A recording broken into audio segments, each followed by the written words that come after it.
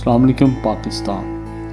دوستو، شہر لاہور ایک قدیم تاریخی شہر ہے۔ اس کے متعلق حتمی طور پر وثوق سے یہ نہیں کہا جا سکتا کہ کب اور کس کے ہاتھوں اس کی بنیاد رکھی گئی۔ سرزمین پنجاب مدتوں دوسرے ممالک سے نقل مکانی کر کے آنے والے قبائل اور غیر ملکی حملہ آوروں کی طاقت کا ہدف بنتی رہی ہے۔ اس لیے اس کے شہر اور قصبے ہمیشہ آباد اور برباد ہوتے رہے ہیں۔ اسی طرح شہر لاہور بھی مسلمانوں کے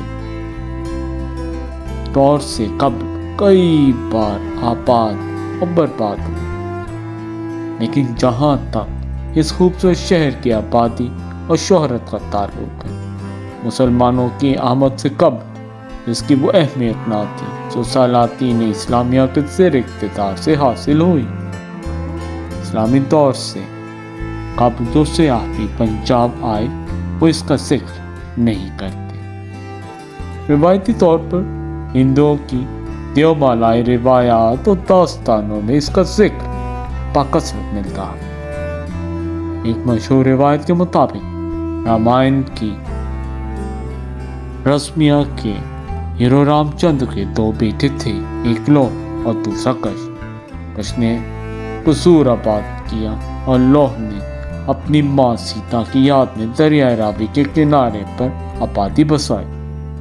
یہ بستی مختلف زمانوں میں مختلف ناموں سے پکاری جاتی تھی، مثلا لو، لوہارو، لاہور، لہانور، مختلف نام تھے اس کی۔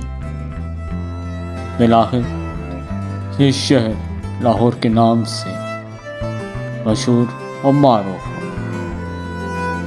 بعد کے زمانوں میں اس شہر کے گرد ایک فصیل اور 13 دروازے بنائے گئے تھے۔ ان کی قریبی آبادیاں اسی نام سے منسوب ہیں، یعنی دروازوں کے آثار ختم ہو گئے اور بعض ابھی تک قائم ہیں، لیکن آبادیاں انہی کے نام سے معروف ہیں۔ دوستوں، شہر لاہور اپنے اندر ایک تاریخ رکھتا ہے۔ یہ مختلف ادوار میں مختلف ناموں سے پکارا جاتا رہا اور تمام نام نایاب تھے، خوبصورت تھے۔ دوستو، لاہور ہندوستان میں آنے والے بیرونی حملہ آوروں کے لیے درہ خیبر کے بعد پہلے پھاٹک کی حیثیت رکھتا ہے، اس لیے کئی بار روندا گیا۔ اسلامی دور سے پہلے یہاں ہندو خاندان کی حکومت راجہ جے پال، پھر اس کا بیٹا راجہ آنند پال حاکم رہے۔ سلطان محمود غزنوی کے ہاتھوں اس خاندان کی حکومت کا خاتمہ۔ محمود غزنوی نے سن 1027 میں لاہور کو فتح کیا اور اس فتح کی یاد میں یہاں ایک مسجد تعمیر کروائی۔ دوستو، محمود نے لاہور کے متصل محمود پور نام کا ایک قلعہ بنوایا جو کچی اینٹوں کا بنا ہوا تھا۔ دوستو، اس میں اس کے حکام رہتے تھے اور ایک ٹکسال بھی تھی۔ سلطان محمود غزنوی کا منظور نظر ملک ایاز یہاں کا صوبیدار رہا۔ اس کی قبر کشمیری بازار میں۔ ایاز نے لاہور کو از سر نو آباد کیا اور یہاں ایک پختہ قلعہ تعمیر کرایا۔ غزنوی دور میں دارالسلطنت لاہور میں 2 حاکم ہوتے تھے، ایک سپہ سالار اور دوسرا قاضی کہلاتا تھا۔ سب سے پہلے قاضی کے عہدے پر ابو الحسن شیرازی اور سپہ سالار کے عہدے پر عبداللہ قراتگی کا تقرر۔ غزنوی دور کے مشہور محقق علامہ ابو ریحان البیرونی نے لاہور کا ذکر بطور ایک صوبہ کیا۔ ستہ قلعہ مندوکور تھا۔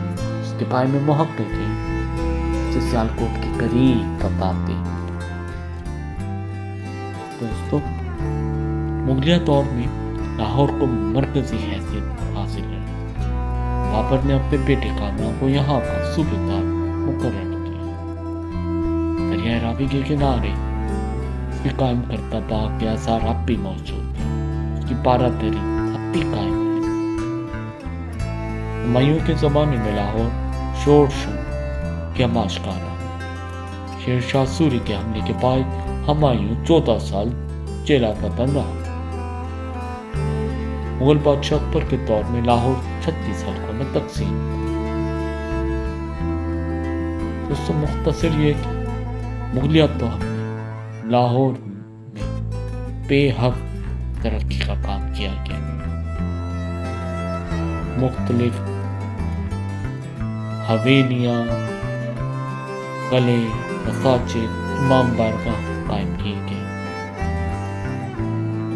لاہور بہت خوبصورت اور نایاب شہر۔ اس کی تاریخ بڑی زرخیز ہے، اس کی زمین بڑی زرخیز ہے، بڑی زرخیز۔